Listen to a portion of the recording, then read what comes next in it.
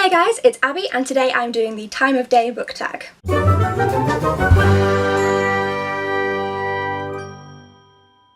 There are 11 questions in this book tag, so let's get going. Question number 1 is Time to Wake Up, a book that opened your eyes to a genre you didn't...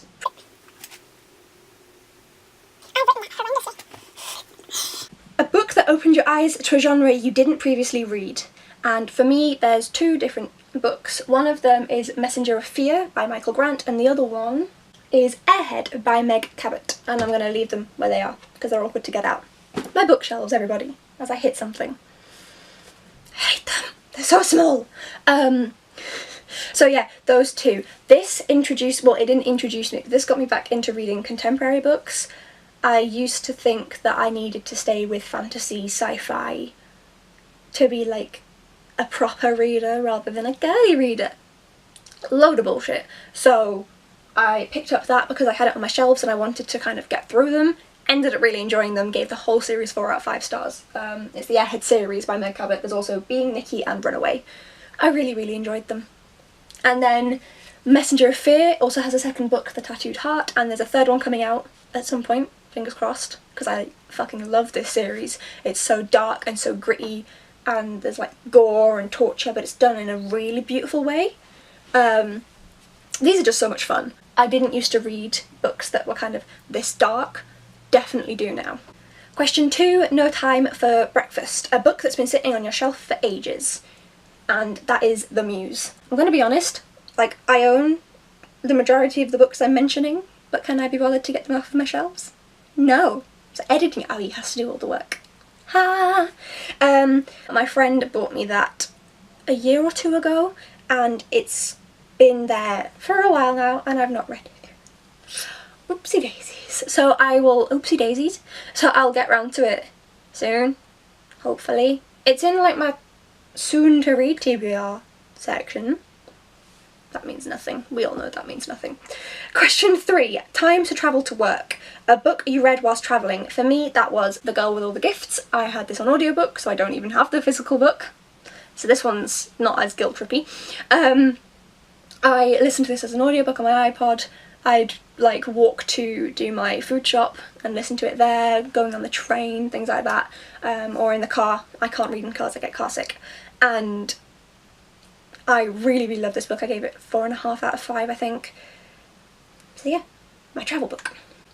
Question 4, You've had a hard time at work, a book you struggle to get through.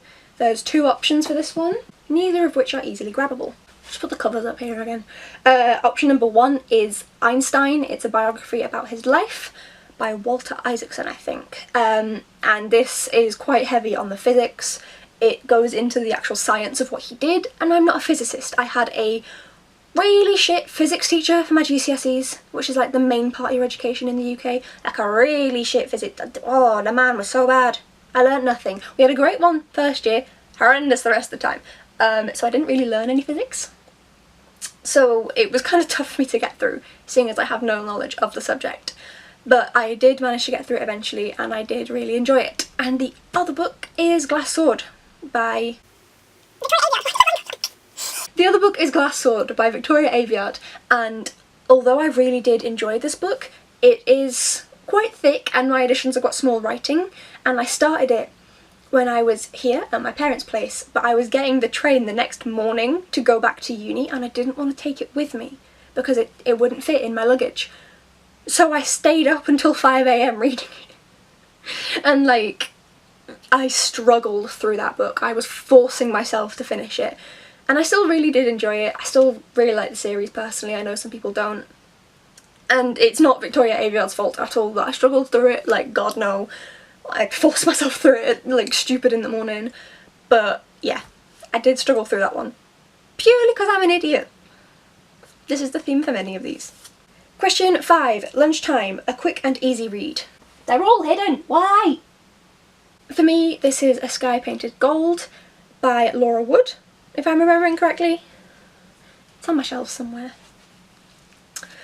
This is a beautiful book set in the mid-1920s. It's a coming-of-age book. It's absolutely gorgeous. It's like you're sat there in like the most cozy environment. You feel wrapped up in a beautiful, silky green dress. Anyone who's read the book? Foam green. It's just such a lovely book, and I can't wait to be able to reread it and to kind of fall back into that world. Question 6 is time for your performance review. A book you bought because of a review you read / watched. And I watched Lily C reads. I'll link her channel down below, she's fucking hilarious. I watched her do a review on I can actually hold the book! The Girl in 6E by A.R. Tor, and then a little while after that there was someone on a Facebook book page that I follow who was selling it, and you just had to, well, giving it away essentially, you just had to pay for postage. And there was one other book that I also wanted, so I was like, oh, I'll get the 2 books just for the postage of 1 parcel in the UK, which wasn't bad. And I really enjoyed this. I can't remember whether I gave it 4 or 5 stars, but I really fucking loved it. So definitely that one. Brilliant. Question 7, time to travel home. A book that follows a character on some kind of journey. Queendom of the Seven Lakes by A.B. Endicott. Read it! This book, oh my god. Okay, so in terms of travelling, they travel through the Queendom.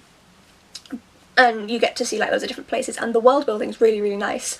And the dynamic between Elenai and Gideon is beautiful. She's a self-published author, and I don't know why a publisher hasn't picked this up. I don't know, possibly she didn't go to any publishers, you know, let her do her. But if she did, why the hell did they not pick this up? I absolutely love this book. Please go and look at it on Goodreads. I will link it down below in the Goodreads if I remember, because oh my god, I love this book. Like, I know I go on about The Last Roundhead and various other, I really love this book, and I really hope more people pick it up. It's such a good one. Question 8. Dinner Time and Conversation. A book you don't hear people talk about much, but you loved. The Last Roundhead by Jamal Evans. Historical fiction, funny, accurate, gory, brilliant. I'm making my dad and my boyfriend read it. I don't hear anyone else talking about this, ever. Same with Queendom of the Seven Lakes. I just don't hear people talking about this, and maybe I'm just not looking in the right places, but just pick them both up. I'll link The Last Roundhead below as well. Again, if I remember, dear God, editing Abby, you poor thing. Question 9. Time to zone out in... Question 9. Time to zone out in front of the TV. Your favourite book that has been turned into a movie or a TV show. Guys, I'm sorry, it's Harry Potter.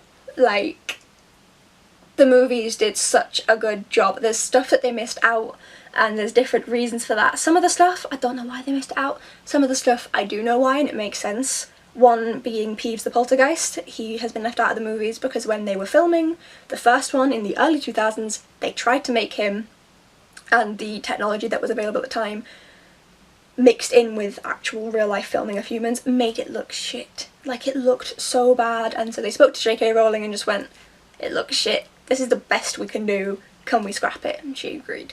So that's why Peeves isn't in there. So I love Peeves, but it makes sense because it would have just ruined the movie to have this great movie, beautiful scenes, beautiful backdrops, and now there's a really crap graphic Peeves. Yeah. Then question 10 is bedtime, the book that is currently on my nightstand. And the physical book, which I just went and got, is Unrivaled by Alison Noel. I started reading this at the very end of there's dust on it, at the very end of the booktubeathon. I'm 118 pages through. I just haven't picked it up again. I did finish a book that I started in 7 and 7, the Time Travel Handbook, which is why I haven't picked this one up yet, because that was first in line. But yeah, this is the next one, and it's what's on my bedside cabinet. Ow. And the last question, question 11, is Nighttime, a book you couldn't put down so you stayed up way too late reading. Now that I'm 21, I've started using my common sense, which is really boring and really shit. So I don't tend to stay up reading all night like with most of the books on these shelves that I read when I was younger, like 16 and under. I would just read them until they were done. Like, even if it was a reread, I would just read them until they were done. So I could pick pretty much any book on this shelf, and most of the books on the other shelf that I have for this challenge, but I thought I'd go with something a little more recent and that I kind of did, and I'm not going with Glass Sword because that doesn't count. Like, it's not that I couldn't put it down, I could have put it down. It's a book that would have done well to be read slowly, but I was forcing myself to read it. So my answer for this is Scythe by Neil Shusterman. I'll pop it here. I borrowed this from the library and absolutely flippin' loved it. It's great, it's dark whilst not being too... It's in the same sort of thing as this, but slightly less gory, even though it's about death. That's a bit odd. I think there's like, what, 2-3 deaths in here? There's many in Scythe, but it's less gory. And it's just a really brilliant concept. I absolutely loved it. It's executed perfectly. I don't read much of Neil Shusterman. I read his Unwind. I can't remember the name of them. I'll put a picture of the 3 of them here. I read this series by him when I was a kid from my library and absolutely loved it, and I have been obsessed ever since, and I've wanted them ever since, but I've not seen them to buy them. And I keep forgetting their names because it was like a decade ago. And then for some reason I haven't picked up any more of his books, even though I loved them, and then I picked up this one and loved it too. So clearly Neil Shusterman is an author I get along with, and I need to read more from him. So yes, that was the time of day book tag. I will link the original tag and the questions down below, and I will try and remember to link Queen of the Seven Lakes, The Last Brown Head, and Lily C. Reads, because I said that I would. Anything else, please comment, I'll have forgotten. So yeah, thank you very much for watching, and I will see you guys next time. Bye!